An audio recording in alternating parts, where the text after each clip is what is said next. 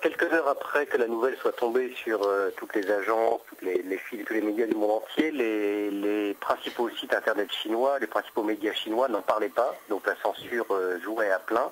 Il y aura quand même un service extrêmement minimum sur la question, avec une consigne des journaux de ne quasiment pas en parler, donc ça ne sera pas connu, si vous voulez, du grand public, sauf par le biais d'Internet, où là encore il y aura de la censure, mais on sait que les internautes chinois savent assez bien la contourner, donc ça se répondra de cette façon-là.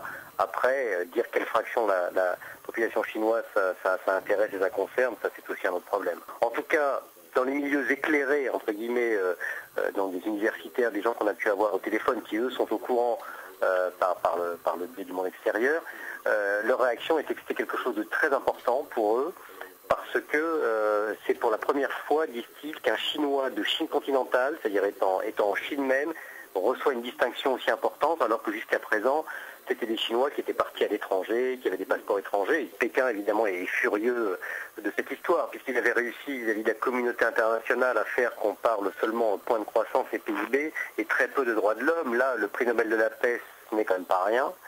Donc ça, c'est qu'il va y avoir une réaction certainement assez dure vis-à-vis de l'extérieur, mais aussi à l'intérieur. Il va certainement y avoir une attitude de durcissement, un signal envoyé à tous les dissidents pour leur dire ne profitez pas de cette situation pour gagner plus d'espace. Quelle va être l'attitude avec la Norvège? Je pense qu'un peu comme quand il y a des affaires avec la France et le Dalai Lama, etc., il va y avoir une espèce de punition. C'est-à-dire pendant quelques mois, la Norvège va être mise au banc par la Chine, par exemple.